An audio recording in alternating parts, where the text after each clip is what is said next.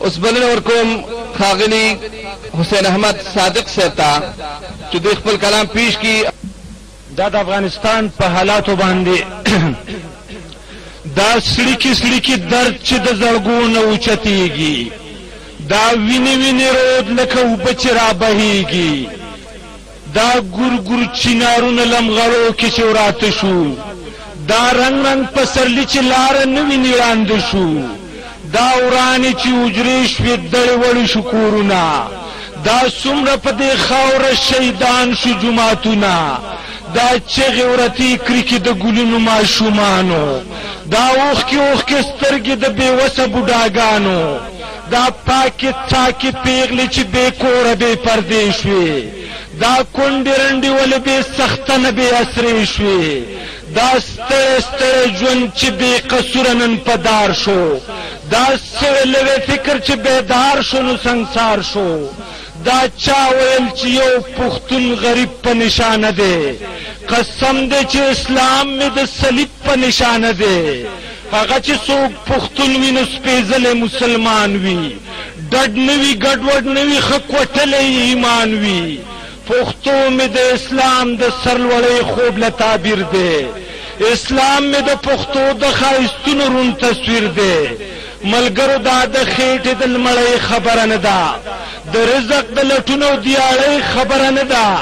کم خلک د ایمان په تقاضا چې خبر نه وي، د ژوند د ازادۍ په اندازه چې خبر نه وي، هغه د په ګریوان کې سر دننه چې خبر شي، هغه د له خپل زړه کې پوښتنه چې خبر شي،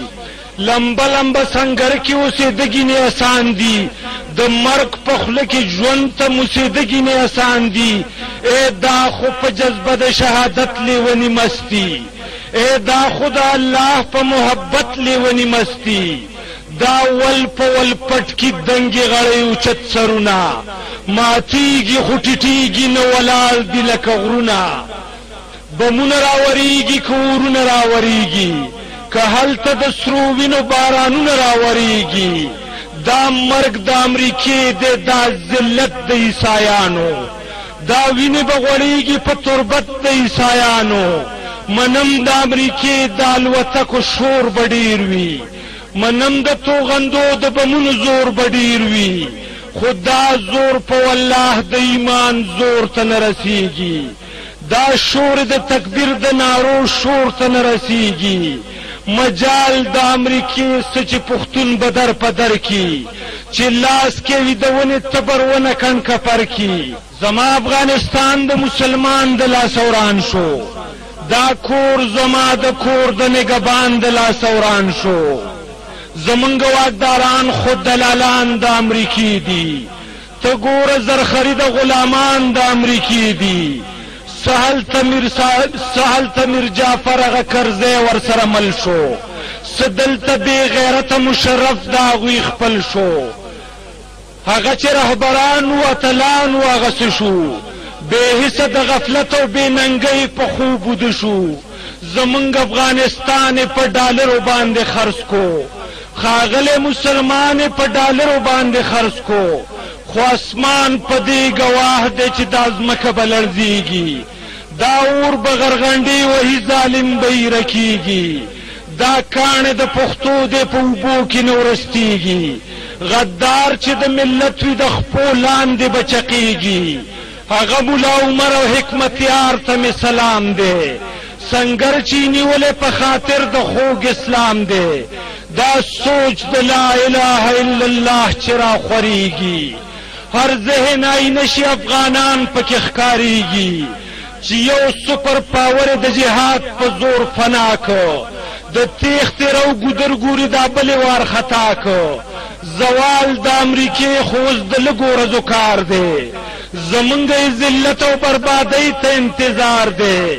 آزاد افغانستان د انګریزانو قبرستان دی، د روس او امریکې د ګیدړانو قبرستان دی، حال د امریکې خو اوس د لږو ورځو کار دی، زمونږ ذلت او بربادۍ ته انتظار دی، آزاد افغانستان د انګریزانو قبرستان دی، د روس او امریکې د ګیدړانو قبرستان دی، آزاد افغانستان د شهید وینه باندې سیال دی، آزاد افغانستان ډک د جلال او د جمال دی تر سوچ دا نړۍ وي او تر سوچ دا جهان وي انظور به په زړګو کې د ملت ټول شهیدان وي یا ژوند د آزادۍ دی او یا مرګ د شهادت دی په دواړو کې رڼا ده او په دواړو کې عزت دی ملګرو شهادت هغه زړه پورې لوړ مرام دی